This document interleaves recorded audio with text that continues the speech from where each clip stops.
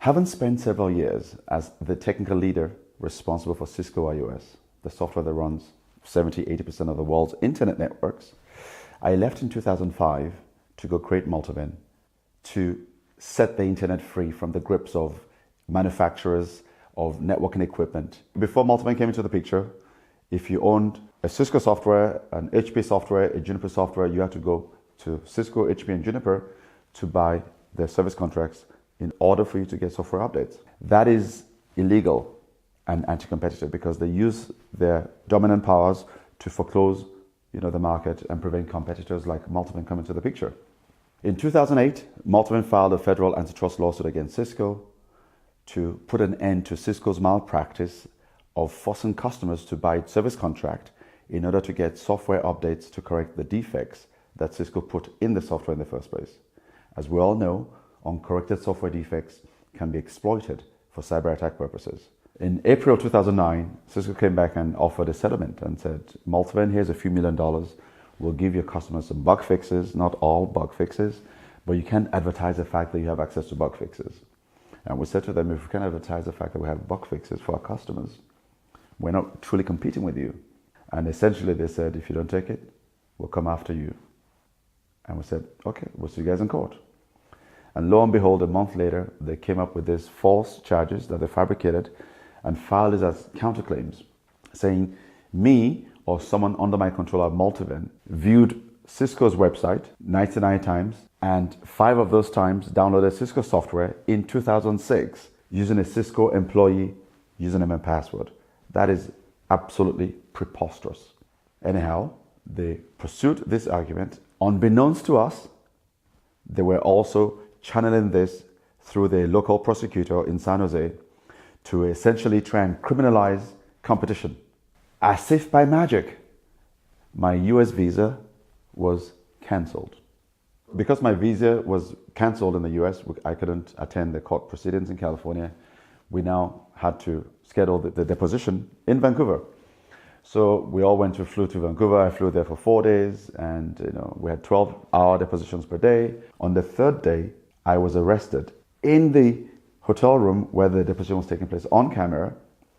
And apparently the arrest was from the US government asking that I be extradited to the US because of a complaint that Cisco had filed to the US government. So essentially, Cisco attempted to use the US government to criminalize competition and undermine our federal antitrust lawsuit.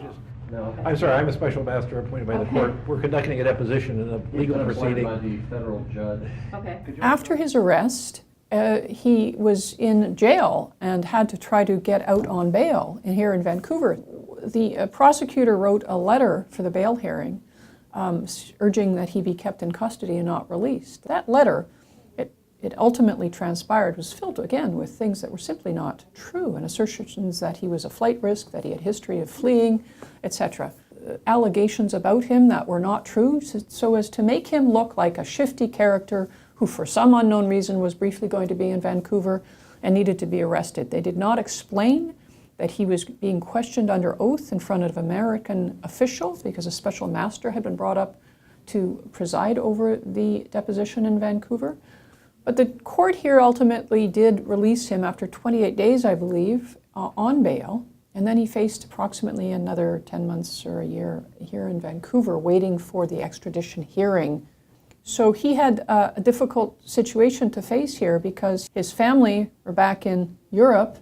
So it was posed great in young children, so it was very difficult for him. If we're going to have a proper, fair democracy and a proper court system, where lawyers are officers of the court, and when they speak to a court or they file something with the court, they do their utmost to ensure that it's true. They don't put contents in there that are simply untrue with a view to having someone's liberty interests compromised by having them rot in jail for a year because Cisco would like to have that happen because Cisco doesn't want anyone suing them. I mean, that's what happened here, and it really exposes the naked power of multinational corporations who behave in a manner, as the judge here described it, where they're manifesting duplicity, Justice McKinnon said, "We have a man with no criminal record who's made every possible effort to comply with U.S. immigration laws and procedures, but who dared to take on a multinational giant."